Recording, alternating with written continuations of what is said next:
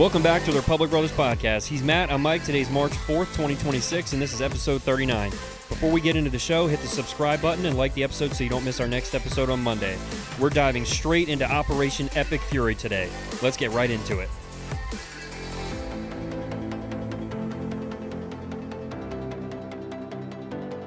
We have a special guest joining us today for the podcast. Mark spent 9 years in the Army, including Desert Storm. On top of serving our country, he is a successful business owner, and he's here to share some strong opinions on Iran. Welcome to the podcast, Mark. Thanks, Mike. Glad to be here. Well, everyone, we are kicking off the show today with the obvious, and that is, of course, Iran. We've heard mentions of forever wars in the Middle East and the failures of nation building, but what we're seeing now with Operation Epic Fury is the complete opposite. Secretary of War Pete Hegseth stood up at the Pentagon and laid out exactly what the mission is and what it isn't. Take a listen. The mission of Operation Epic Fury is laser-focused. Destroy Iranian offensive missiles, destroy Iranian missile production, destroy their navy and other security infrastructure, and they will never have nuclear weapons. We're hitting them surgically, overwhelmingly, and unapologetically. With every passing day, our capabilities get stronger and Iran's get weaker. We set the terms of this war, from start to finish. Our ambitions are not utopian. They are realistic, scoped to our interests and the defense of our people and our allies. Speaking of people, we hope the Iranian people take advantage of this incredible opportunity. President Trump has been clear, now is your time. To Iranian security forces, choose wisely. President Trump has also been clear about your fate in either direction. To the media outlets and political left screaming endless wars, stop. This is not Iraq. This is not endless. I was there for both. Our generation knows better, and so does this president. He called the last 20 years of nation-building wars dumb, and he's right. This is the opposite. This operation is a clear, devastating, decisive mission. Destroy the missile threat, destroy the Navy, no nukes. So here's my takeaway from the briefing. First off, the mission is super focused on taking out Iran's ability to attack. That means we're hitting their missiles, the factories that make them, their Navy, and their main security staff. The whole point is to make sure that Iran never gets a nuclear weapon. Secondly, the plan of attack. As Pete Hegseth laid out, it's going to be quick, massive, and totally direct.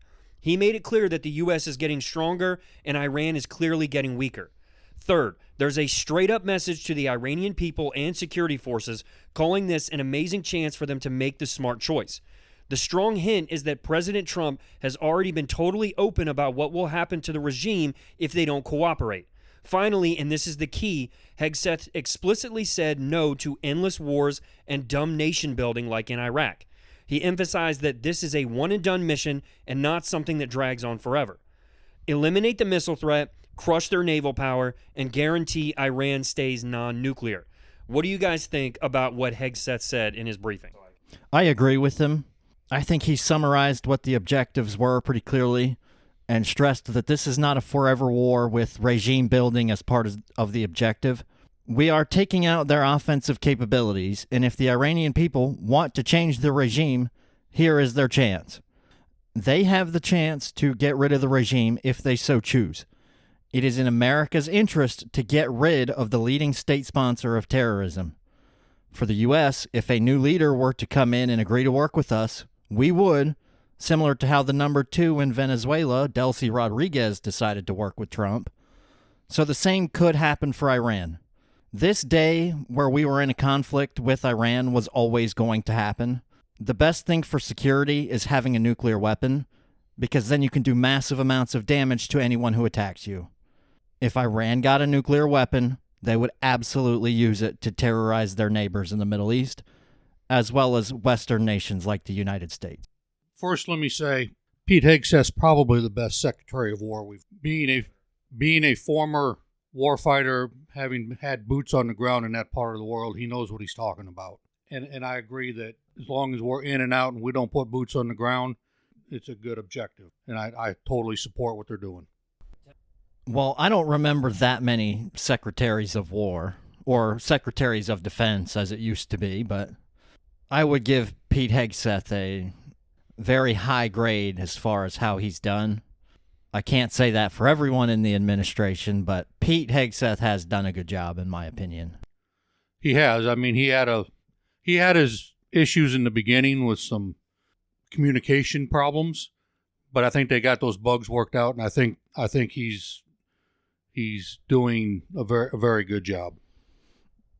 Steve Witkoff is the one that I think is incompetent. Hegseth, as well as a few others, I think have done a good job. Yeah, I agree. I really like Pete Hegseth. I think he's done a good job. Who I think has done the best job, though, out of everyone that Donald Trump picked is Marco Rubio. And I want to play a clip of Marco Rubio speaking on the timing of this attack as well. Here's that clip. The president acted on the timing that gave us the highest chance of success. And that's what you're seeing play out right now. You're seeing it play out right now, and you'll see it in the days to come. We will systematically take apart their missile program. We will destroy their ability to sponsor terrorism, by the way. We will destroy their factories. We will destroy their Navy. Those objectives are going to be met. We're well on our way to meeting them. It will not be easy. There will be a price to pay for it, but that is a much lower price to pay than having a nuclear-armed Iran. Rubio laid it out in this statement that now was the time to strike. He acknowledged that there will be a price to pay and that the mission will not be easy, but it's a far lower price than allowing a nuclear-armed Iran. I think that Marco Rubio might be the smartest guy that Trump put in his cabinet. Rubio, for me, would get a ringing endorsement. I do think some of the messaging from the Trump administration was a bit mixed at the start of this. They have clearly had meetings and conversations and gotten onto the same message. On other topics to this, though, this conflict really shows just how much more we try to minimize casualties compared to some of our enemies. The Iranian regime does not care about its own people, as we saw with 30,000 protesters being killed. It is all about staying in power for them. I have said this before, but the regime believes they are doing Allah's work, and anything they do is justified. And Marco Rubio is right. A nuclear-armed Iran would be very bad for the entire world. It was clear they had no interest in negotiating in good faith. They weren't going to do anything that would prevent them from getting their hands on a nuclear weapon. This was always going to happen, and as I said in the last episode, it's a good thing Trump was the president when it did. Obama's nuclear deal with Iran made them richer and didn't slow them down. No way Biden or Harris could have pulled the trigger on this operation. I agree with you, Matt. I mean, let's be honest. Joe Biden's been on the wrong side of every foreign policy decision in the last 50 years. Oh, absolutely. As the President and Secretary of War Hegseth has said, make no mistake about it, Iran with a nuclear weapon, they would launch it at the United States in a skinny minute. They would not hesitate to pull that trigger and start firing nukes, not only at us, but as Israel as well.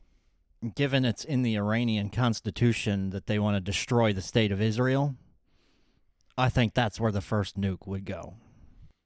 Oh, without a doubt. Well, Pete Hegseth also said the U.S. would continue to get stronger while Iran got weaker. While I don't know that we're going to get stronger, Iran will certainly be weaker and weaker as this goes. Iran is already reliant on missiles and drones. Their conventional military has been destroyed. The U.S. and Israel have already gained air superiority, so bombing campaigns are less dangerous. Still dangerous, yes, but it allows heavy bombers and jets to use gravity bombs, which we have many of, and they are far cheaper to produce than bombs with a propulsion system. The Navy for Iran has also been wiped out, and a U.S. attack submarine scored the first kill by a sub since World War II.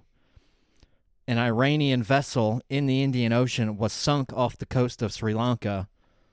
It brought a little bit of a smile to my face that there is no hiding from us. The vessel was named the Soleimani, so appropriate that Trump got Soleimani again. All right, well, this kind of brings up some questions that I want to ask the two of you. The first one comes from a clip that I saw from Will Kane's show, and I want to play that here real quick. I think it brings up a really good point.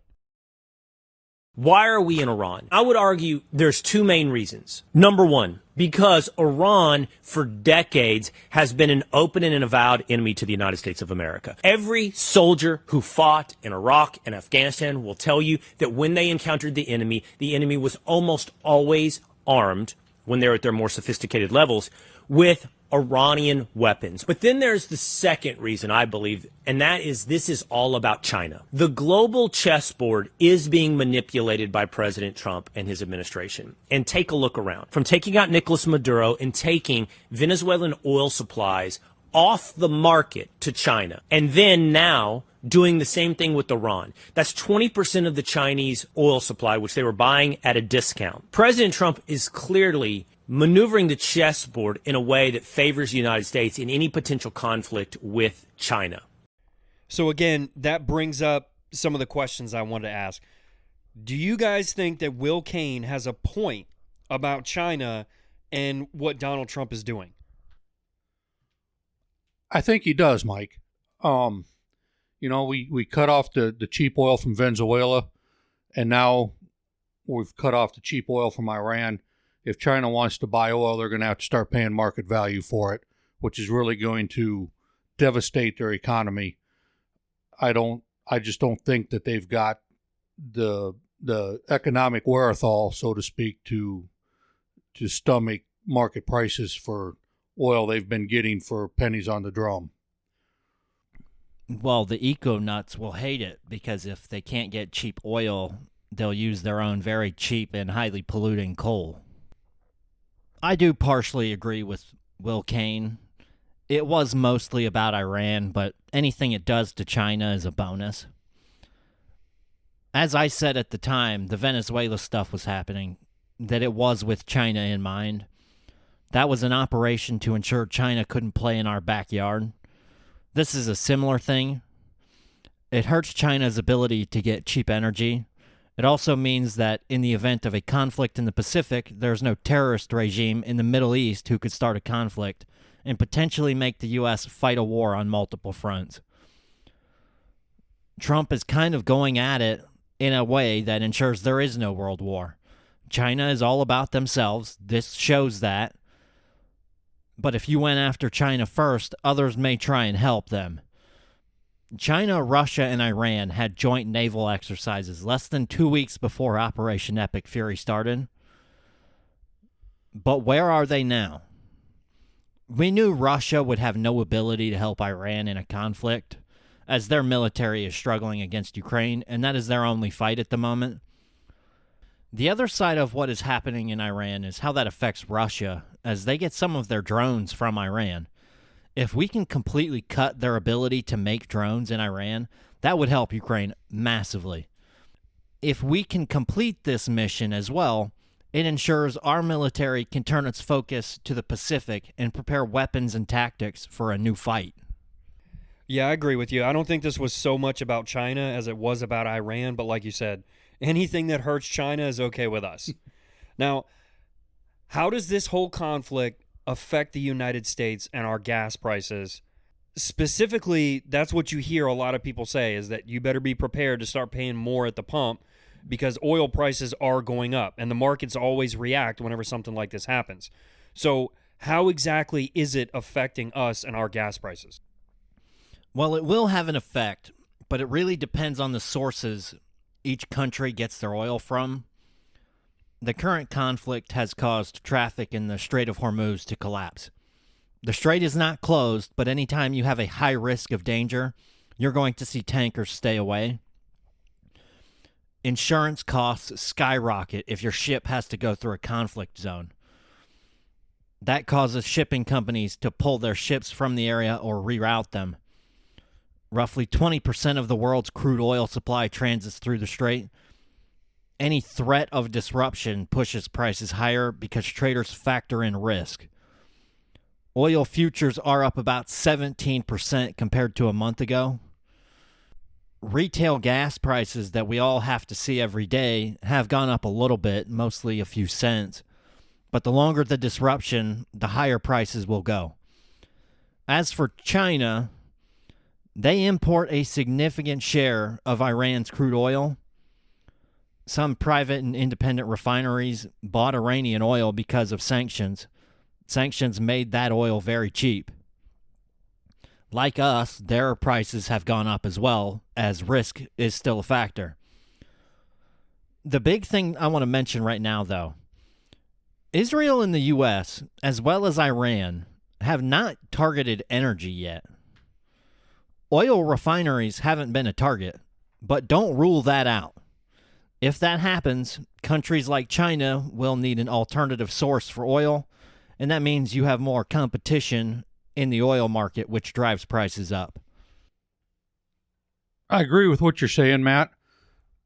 But in the last few days, President Trump's also come out and said that the Strait of Hormuz will not be closed.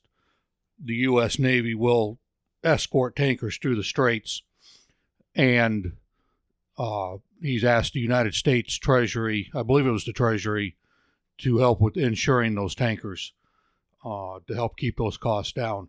And, you know, with the majority of Iran's Navy laying at the bottom of the ocean, that helps with that tremendously. You don't need a ship to make the strait dangerous when you have drones and missiles.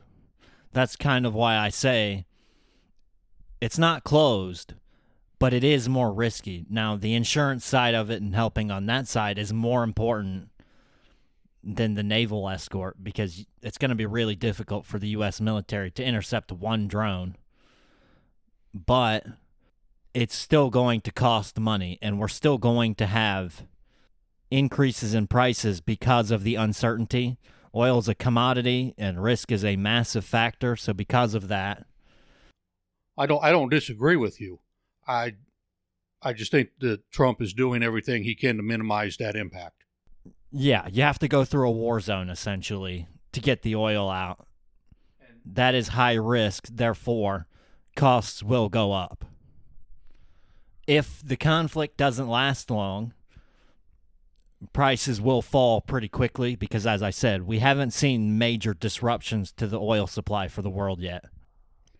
Yeah, I think that's the main thing that most people are worried about. They're just worried about whether or not their gas prices are going to go up. There's a lot of people that really don't pay attention to this kind of stuff.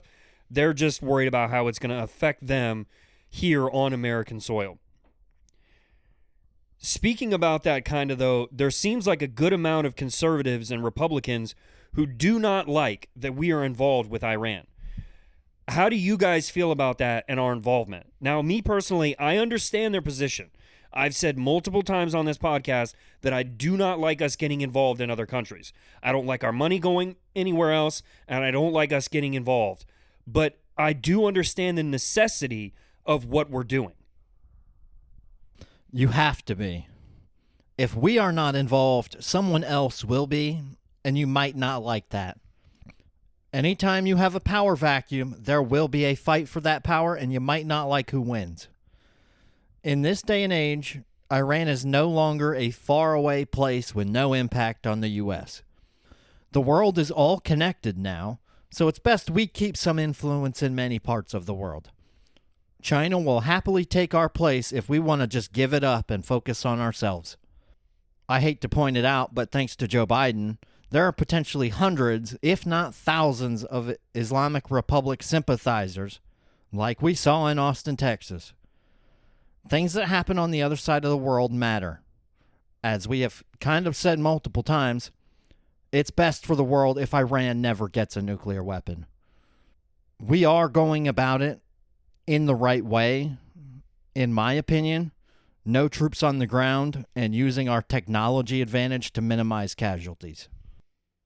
I think you summed that up pretty good, Matt.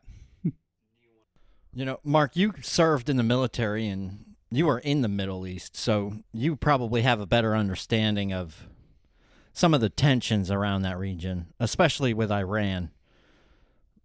Could you kind of walk us through the history of it and why there's so much hatred from the Iranian regime and the Islamic Republic towards the U.S. and Israel and other Western nations as well, but particularly the U.S. and Israel.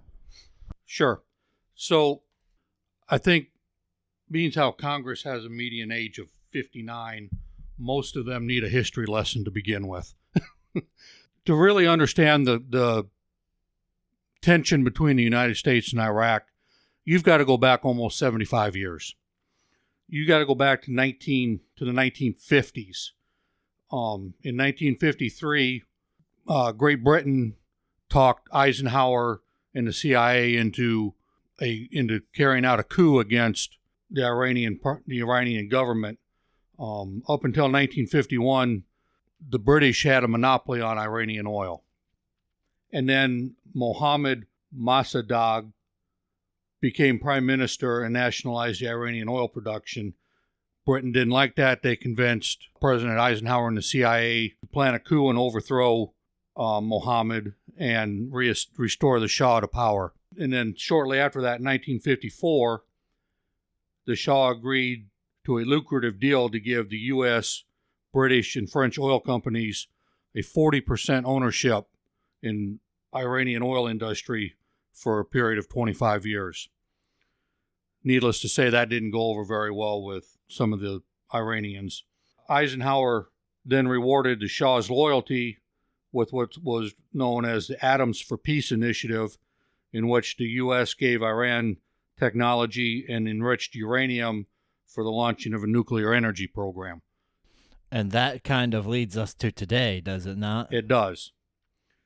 But before we get to today, in 1979, we had the Iranian Revolution, where the Shah was overthrown by Ayatollah Khomeini, who was in exile in France.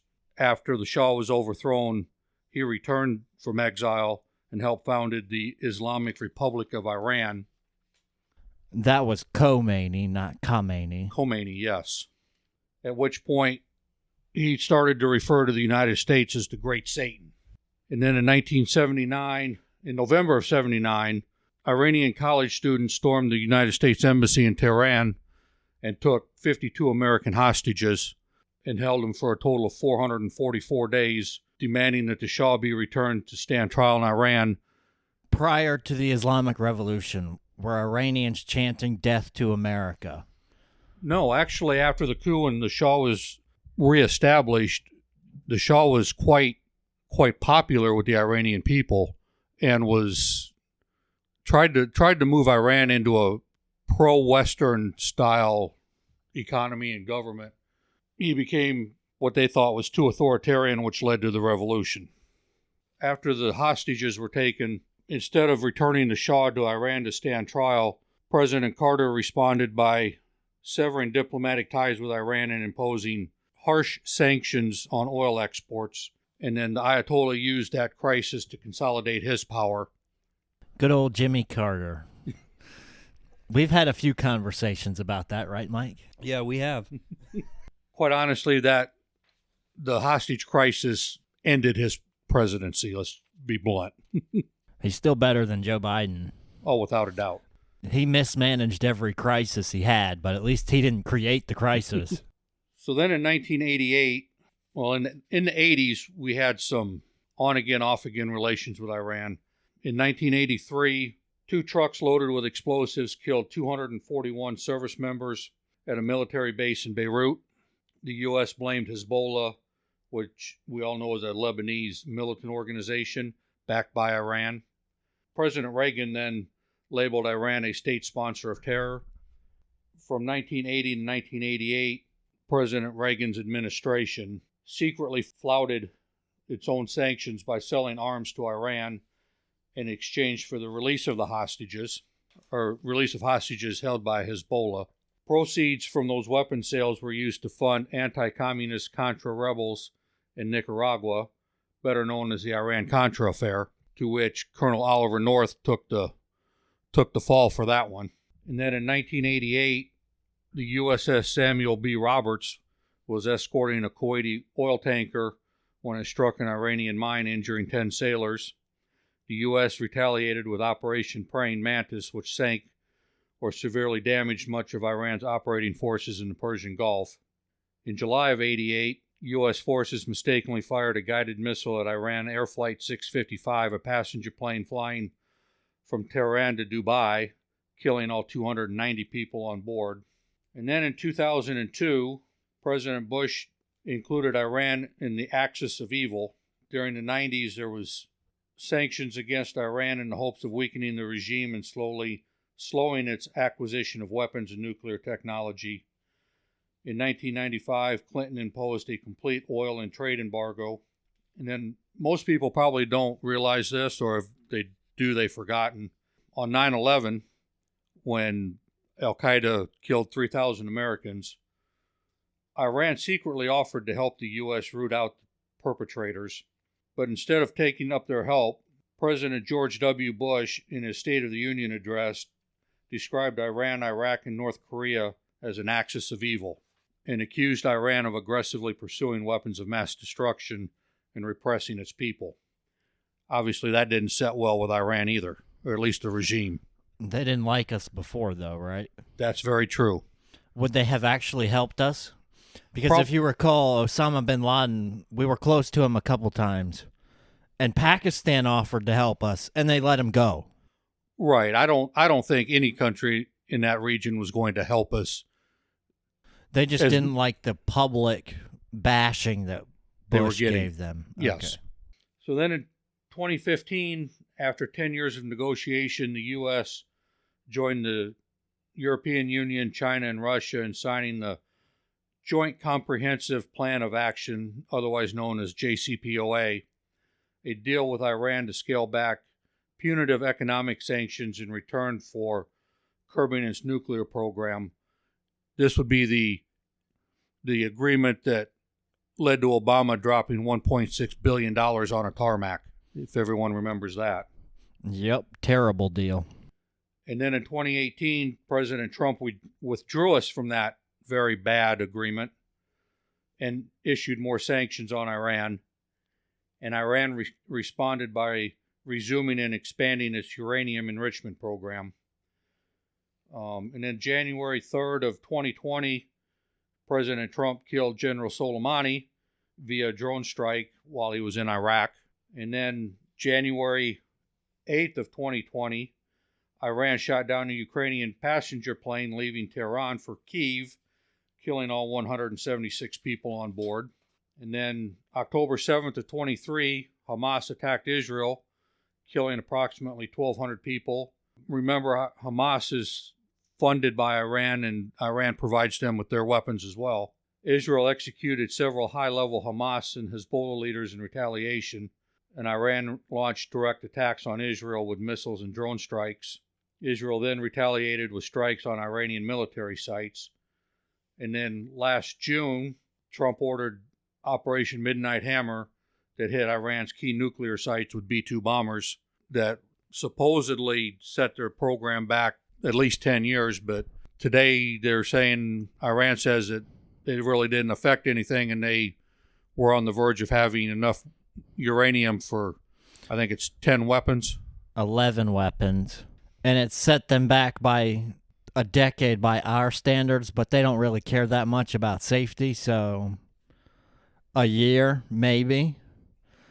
We saw how quickly they went back in and wanted to rebuild those sites, as well as identifying other sites that they could build new nuclear sites at. Right. Which brings us to Operation Epic Fury, which started in the last week. Supreme Leader Ayatollah Khomeini and 49 other top officials were killed in the opening hours of the operation.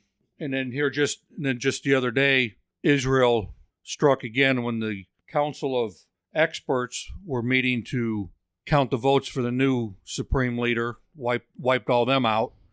I'm just curious. Nobody amongst that group thought that the top 40 people in the country got together and got hit. So they thought they should gather 88 people who are going to pick the next leader all in one room. Yeah. And what happened? Yeah, because we didn't strike the night before, they thought it was safe. Yeah. And the strikes had already happened, so the 88 people should have known. It didn't matter what time of day it was. That's right. At that point, the operation had begun. And if they got together, they were a big target. Right. And as we said here just a little while ago, there's 20 Iranian warships and a submarine laying at the bottom of the Persian Gulf. Their naval buildings are destroyed. Most of their missile launchers are destroyed. In fact, I saw an article today. The amount of missiles leaving Iran has gone from 100 a day to 20 a day. So they've made a big impact on destruction of the missile carrier launchers and their ability to deliver them, which is a good thing. I think it's funny you guys both talking about them gathering all those people in the same room like that. Our intelligence and Israeli intelligence has proven time and time again that we know everything. So why they would think that was safe is probably the dumbest thing you could think of. If they haven't figured out that the U.S. and Israel have penetrated every part of their government yet, they'll never figure it out. Yeah, if I was Iran, I'd be looking for that Mossad mole. There's far more than one. I mean, they know everything about what's going on in Iran. Oh, without a doubt. I mean, Mossad and Israeli intelligence is far, far more advanced than anybody realizes. Well, I've said on this podcast before, they're the country that spy on us the most. They have good intentions, but they are the country that's the best in the world at thinking hundreds of years in the future and ensuring their own survival. Well, what's that saying? You can run, but you can't hide. Iran's finding that out the hard way. I want to get into the War Powers Act a little bit here, too. So earlier today, Wednesday, March 4th, 2026, the Senate voted down a War Powers resolution that sought to require President Trump to obtain congressional authorization before continuing military operations against Iran. The measure failed in a 47-53 vote that largely followed party lines. Senator Rand Paul was the only Republican to vote in favor of the resolution, and Senator John Fetterman was the only Democrat to vote against it. Matt and I have said several times at this point we think Fetterman should just switch parties. I tend to agree with you. Mark, do you think there's any chance the Democrats would back Fetterman in another election? I don't think so. That's how I feel. If he goes into the next one as a Democrat, he will get some swing votes. He will. But the base party won't support him. I would not be surprised if he doesn't get primaried when he's up for re-election, just because the Democrats are not liking him. He's not a tradition. He's not singing the party song, so to speak. And given how Pennsylvania is such a swing state, it might behoove him to run as an independent. Well, if they were smart, they would keep him because he does still generally vote more Democrat. He does, and you but can't put a socialist up to run against a Republican in Pennsylvania. No, it's you too can't. close of a state. You can't. And Fetterman is an old-fashioned centralist Democrat. He's your mom and dad's type of Democrat. He's what Democrats used to be. Yes. But they back in the 70s and 80s. Yeah, but the Democrat Party has shifted farther and farther left as time has gone on. Yes, the Democratic Party has left Fetterman and a lot of others, like Musk or Manchin from West Virginia, have left him in the dust. I mean, heck, let's be honest. President Trump used to be a Democrat, too. Yeah, he did. That reminds me of the meme Elon Musk posted where he stays still, but the parties keep shifting, and he goes from being hard on the left to considered far right in the space of a few decades.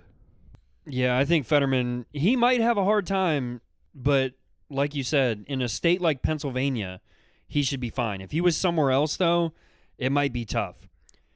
Attention is now going to shift to the House of Representatives and their vote scheduled for tomorrow, Thursday, March 5th. Now, here is a breakdown of the war powers battle happening this week. Obviously, we know that Israel and the U.S. launched attacks on Iran over the weekend. While the White House calls this a win for national security, it has sparked a massive uproar from the left. Does the president have the right to start a war, and I use the word war loosely, without Congress knowing first. The Democrats are saying the strikes were unauthorized or illegal, to which I respond, they aren't illegal, they're just undocumented. Can we use that excuse for that or no? I struggle to see how they could argue with you.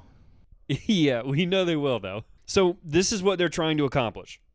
They want to force the administration to end any action unless Congress officially signs off, which I find absurd considering the president is the commander-in-chief. They want to reassert the 1973 War Powers Act, which says that a president only has 60 days of military action before they need a formal okay from the House and the Senate. The loopholes on this leave so much open that I don't see how they can even argue this. Trump can say that we don't have any boots on the ground and that we're in a support role, so the clock shouldn't have even started. And finally, they're worried that without a clear strategy, these strikes will spiral into a massive regional conflict that we aren't prepared for. I would disagree on our preparedness. We are prepared. That's why we struck them, and all of them were in the same room. We know that Iran is no match for our military. On one side, the president and the GOP leadership argue that as commander-in-chief, Trump has the inherent power to take out threats and protect American troops. They see this as a necessary move to destroy Iran's missile program. On the other side, most Democrats argue that the power to declare war belongs solely to Congress under Article 1 of the Constitution. They believe that the president can defend against an immediate attack, but a broad offensive aimed at regime change requires a vote. Presidents in the past have almost universally seen the War Powers Act as an unconstitutional infringement on their executive authority. Richard Nixon was the first to challenge it, vetoing it, saying it imposed dangerous restrictions on the president's ability to respond to a crisis. Gerald Ford followed it, but then immediately began narrowing the definition of hostilities. Reagan ignored the act's consultation part altogether. His administration didn't notify Congress until the planes were already in the air in the 1986 bombing of Libya. Bill Clinton bypassed the act altogether and continued military operations in Kosovo 2 weeks past the 60-day limit. In 2011, Barack Obama argued that his intervention in Libya didn't constitute hostilities because U.S. forces were not engaged in ground combat. Therefore, the 60-day clock didn't apply. Most presidents have not seen the War Powers Act as constitutional. I agree with you, Matt. The War Powers Act is not constitutional. And let's be honest, Congress has not declared war against anybody since June 4th, 1942 for World War II. That means that the United States has fought Korea, Vietnam, Lebanon, Grenada, Panama, Desert Storm, Afghanistan, and Iraqi wars without a declaration of war. Where were these senators and congressmen screaming then about the War Powers Act? And let's be honest, if they want to hide behind the Constitution, yes, Article 1, Section 8 grants Congress the exclusive power to declare war. But Article 2, Section 2 designates the president as commander-in-chief.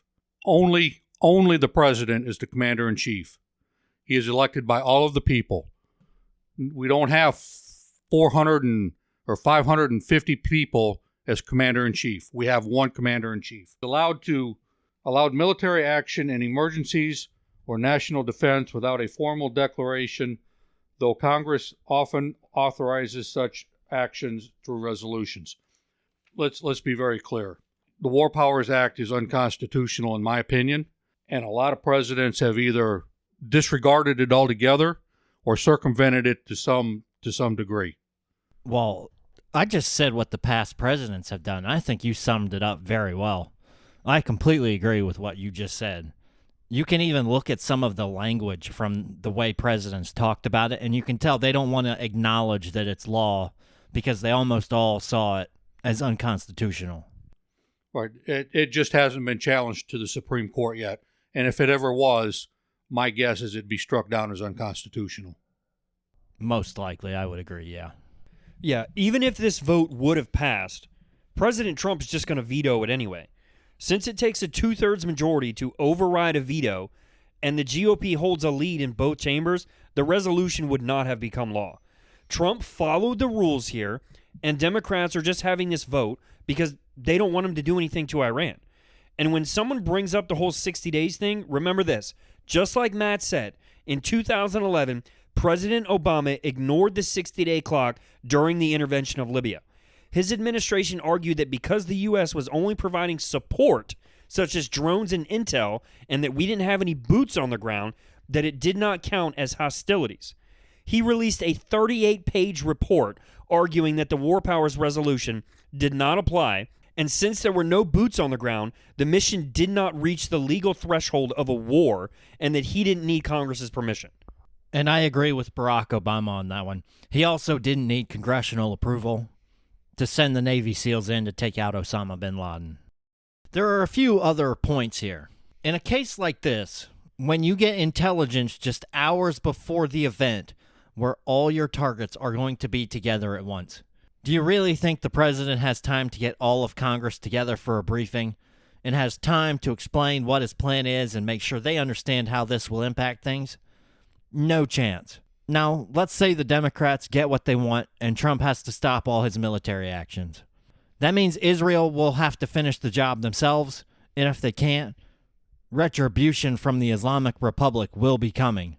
We've heard people mention a wider war. I just don't see it. It doesn't look like the Trump administration has boots on the ground to force regime change at the top of the priority list. This really is about protecting Americans, as well as some allies in the Middle East and Europe. Iran already has missiles that can reach Europe, and they were working on making missiles capable of hitting the U.S. mainland. Do people really think that a terrorist regime wouldn't shoot a missile at the U.S. or our allies? They're complaining mostly because it's Trump. Nobody complained that Barack Obama took out Osama bin Laden. Nobody on the left complained in 2016, Obama's final year in office, where he dropped 26,171 bombs in 7 different countries, most of which were Iraq and Libya. I agree that only Congress should be allowed to declare war and put large numbers of boots on the ground, but the president is the commander-in-chief, and he has to have some room to operate. Yeah, there's a lot to unpack there. Yeah, so like you said, Matt, if you have the intelligence just hours before the event and you run into Congress and you brief every one of them that, hey, we're going to do X, Y, and Z, you know as well as I do, every one of them Democrats is going to run straight to a microphone and start broadcasting, hey, we're going to go do X, Y, and Z, and we don't like it. Well, guess what? You just told the enemy what you're going to do. So there has to be some level of OPSEC involved in this. I was just about to say, Democrats can't keep a secret, and they'd all run to the media to disagree with Trump about it. That's right. It's not about regime change, totally. But if regime change comes, who cares? Great.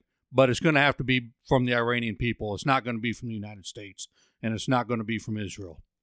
And as far as these people on the left and the Democrats screaming about forever wars and boots on the ground, we have these Democrats and far left socialists that want to scream and yell and jump up and down and orange man bad and hide behind the First Amendment and free speech, which is all well and fine. They have the right to do that.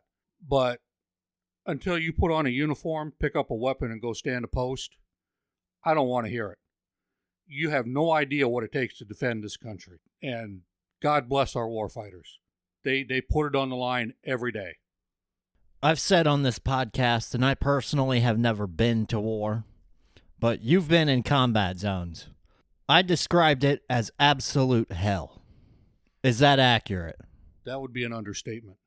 When you see what our weapons of war can do to the other side, there's no way to really explain it. During Desert Storm, the Iraqis had the best tanks the Soviet Union had, T-72s. Our M1 Abrams main battle tank can take the turret off a T-72 tank. An Apache firing a Hellfire missile from 5 miles away can take the turret off a T-72 tank. And to see that carnage is unforgettable. And to see the smoldering wreckage of their equipment and the charred bodies, and it is something you would never forget if you saw it.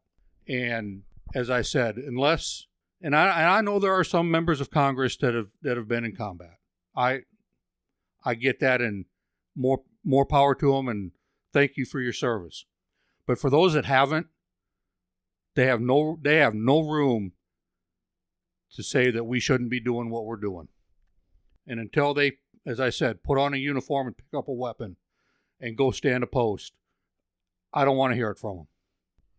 All right, well, I think that was very well said, Mark. I agree with you, and you actually used the same logic that Democrats use when it comes to abortion. So if they try to argue with you, you just tell them that they don't have a uterus, so they're not allowed to have an opinion on it. Let's move into the election results from yesterday. In the most high-profile Democratic contest of the night, State Representative James Tallarico defeated U.S. Rep. Jasmine Crockett for the Democratic nomination for U.S. Senate. Tallarico secured approximately 53% of the vote to Crockett's 45%. The race was viewed as a clash of styles. Crockett leaned into her national profile as an unapologetic fighter against the GOP, while Tallarico ran on a politics of love and faith-based populism. Crockett conceded this morning and called for party unity. However, she also expressed frustration over voting issues and suggested that her campaign may pursue legal action regarding the conduct of the election there. This was after she accused Republicans of cheating. Unfortunately, this is what Republicans like to do. And so they specifically targeted Dallas County, and I think we all know why. So, I want you to enjoy yourselves, but I won't be back tonight because I have no idea of when we're going to get results, and I fully anticipate it won't be until tomorrow. So it's always funny when Democrats complain about elections. It's even funnier that she's saying that Republicans cheated in the Democratic primary. This is one of those times where your mouth talks you out of the sale. I got a big smile out of you putting this topic on here. And now that I'm seeing it hours later, it's still funny to me. If Republicans did cheat, she would have won the nomination because she would be the easier one to beat.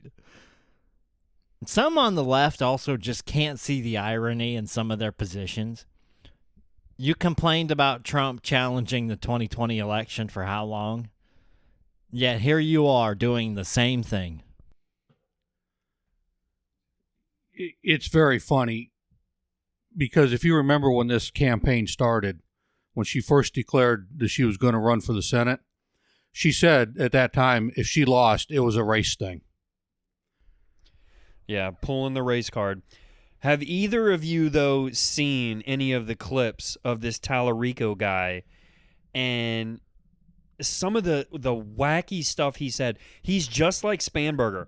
He ran as a moderate, but now it turns out he's not going to be a moderate. I just saw a clip of him, I don't know if it was from yesterday or the day before, where he was talking about how we needed to protect abortion rights for trans women.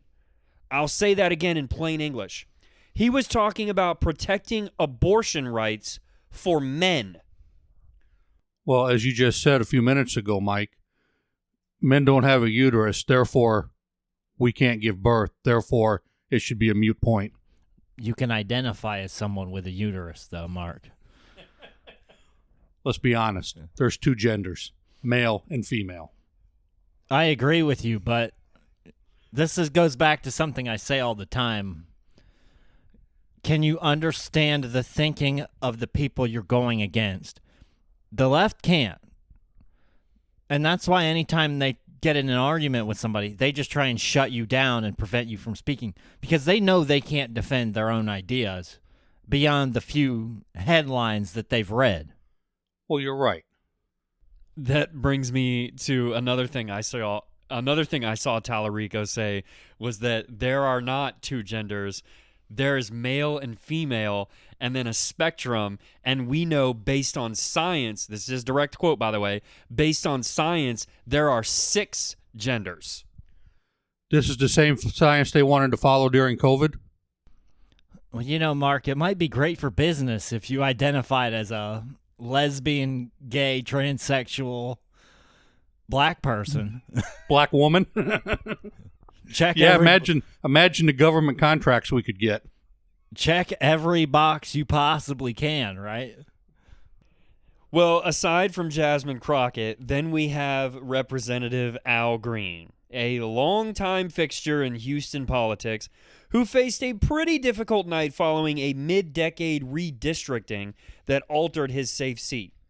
You may recall Al Green is the one who had the sign at President Trump's State of the Union that said, "Black people rent apes." Oh, sorry, aren't apes, my bad. Al Green challenged Representative Christian Menifee for the newly drawn 18th district. Menifee had recently won a special election to fill the seat of the late Sylvester Turner. This race is currently headed for a runoff election on May 26, 2026. You have to be very careful where you put your hand on the sign when you're going to protest. Look, you have to be crazy to vote for Al Green. He's lost on almost every topic. He couldn't even act like an adult during the State of the Union when everybody was watching. It took only a few minutes for him to get kicked out. Is that someone you would vote for? No, and he lasted a shorter time this year than he did last year. As you recall, last year, the Sergeant of Arms had to escort him out as well. Which is impressive because he got kicked out pretty quickly last year, too. And it was minutes. Yes. I mean, I think he lasted less than 5 minutes this year. It was like 2. It wasn't even 5. Yeah, you know, when my kids are acting like that, I call that a hissy fit, and me and my wife send them to their room. But when you're Al Green and you're a member of Congress, I guess it's okay, apparently. So the next one I want to move on to, you guys tell me if this was a shock or not. State Representative Steve Toth unseated the incumbent Republican Dan Crenshaw. You'll recall that Crenshaw did not get an endorsement from President Trump. He was the only House Republican in Texas who did not receive an endorsement. Yeah, so Representative Steve Toth got Trump's endorsement. He is a Trump loyalist. So, no, it's really not a surprise. Crenshaw, while he's a former military veteran, he didn't always support Trump to the fullest. Yeah, I agree with you. It wasn't a massive shock. I personally didn't mind Dan Crenshaw, but he did trade words with Trump a few too many times for Trump to give him an endorsement. So not a big surprise Trump didn't endorse him. That would certainly hurt his chances. Trump is still the leader of the party, and what Trump wants is a major factor for a lot of people. Mike, he's not the only one that didn't get an endorsement. Trump didn't endorse the Republican Senate candidates either. He was waiting for the primary before he made an endorsement there. Yeah. You know who else he didn't endorse? Jasmine Crockett. Although if we were cheating, like Matt said, he would have endorsed her. I think it'd be great for Trump to also endorse AOC for president as the Democratic nomination. Well, you know, Cori Bush is trying to run to get her seat back. Maybe he can endorse her, too, in St. Louis. All right, everyone, it is time for our blind ranking segment. Matt and Mark are going to give their list for us today. They're both going to rank them 1 through 5 without knowing who comes next. Once you lock it in, you cannot change it. Same category as last episode, non-politicians that you would vote for president. Guys, you ready? Let's do it. Let's go. All right, your first name is Dwayne "The Rock" Johnson. The Rock, okay. I don't hate him. I don't know a ton about his politics, but I feel like he's got some common sense to him. He understands business, certainly. So I'm going to split the middle and go 3. I would say he's kind of in the category of a Matthew McConaughey. Yeah, that makes me feel good about 3 then. McConaughey may be a Democrat, but he has some common sense and he understands business, so he's not going to be a radical on that part of it. I agree, Matt. Let's split the middle. We'll go 3 as well. All right, both guys split in the middle. I think you're going to like this next one. Dana White. That's a strong contender for 1. Great at business, very conservative. Would get Trump's endorsement, so I am going 1. I agree. He would get Trump's endorsement. Very good businessman, very conservative. I just feel like there might be somebody else. I'm going to go 2. Okay, Matt is going 1. Mark is going 2. Up next, you have Billie Eilish. No one lives on stolen land, guys. Someone who got praised for donating millions and millions of dollars, even though she didn't donate millions and millions of dollars. A couple bucks off every ticket sale she had from her tour just went to charity. So her fans donated millions, not her. Yeah, to which she raised ticket prices in order to collect that money. The Canadian government does the stolen land acknowledgments all the time, and it makes them look absolutely ridiculous. I'm going number 5 on Billie Eilish. She's also young and has no experience with running a business. She herself is the brand, and yes, she's made a lot of money, but that's mostly thanks to her manager, you have to say.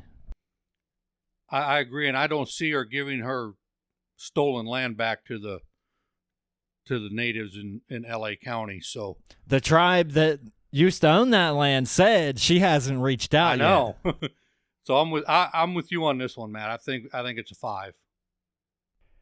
Okay, both guys are going number 5 on Billie Eilish. Matt, you have 2 and 4 left. Mark, you have 1 and 4 left. Your next name is Nicki Minaj. That's a tough one. I know where Mark's going with it, because you can't put Nicki at number 1. Who's the next one? That's the real question here. I can't say that I'd rather have Nicki as president over The Rock, but my fear is you're throwing Cardi B out next, and that rivalry's coming. I'm going to go with my gut and put her at 4, but I have a bad feeling I'm about to pay for that. Nicki would probably get Trump's endorsement as well. But I'm with you. I can't put a rapper at number 1, especially her. So we're going 4. And we'll pay for whatever the the next one is. Listen, I would never put Cardi B in the same discussion as Nicki Minaj. So, that being said, Matt, in your number 2 spot, and Mark, in your number 1 spot, you have Jake Paul. Dana White at 1 was the right choice. It was. I don't dislike Jake Paul. I don't know a lot about him. I feel like I got that right. I don't know a lot about him, so I think you know his it could be brother worse, more. I guess. You probably know his brother a little more. And Jake is a lot calmer and more focused than his brother.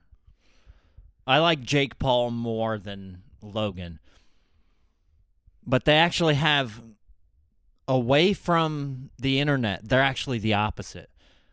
Logan's this nice guy on the internet, but isn't a great guy off of it. Whereas Jake is the opposite. He's a pretty bad guy on the internet. He's okay being the villain on the internet, but away from it, he's actually a decent guy. I think he would probably be a little better of an option. Socially wise, he'd probably be more conservative than The Rock. So I actually think I nailed that list. I think I'm okay with it. As you said, probably better than The Rock. Definitely better than Nicki. But better than Dana? But because you put him at 1. I put him at 1 and Dana at 2. In hindsight, I'd probably flip them. Yeah. You probably have the better list. I nailed it. Yeah, Matt, I think you got it right. And Mark, honestly, not bad for your first time. So Matt finished with Dana White at 1, Jake Paul 2, Dwayne Johnson at 3, Nicki Minaj 4, and Billie Eilish 5. Mark finished with Jake Paul 1, Dana White 2, Dwayne Johnson 3, Nicki Minaj 4, and Billie Eilish 5. Great job, both of you guys, really. All right, everyone, that is it for episode 39 of the Republic Brothers podcast. Thanks again for being here with us tonight, Mark. If you're still listening, please hit the subscribe or follow button. New episodes drop every Monday and Thursday. If you agree or disagree with anything we talked about today, drop a comment and let us know. Thanks for tuning in. See you next time.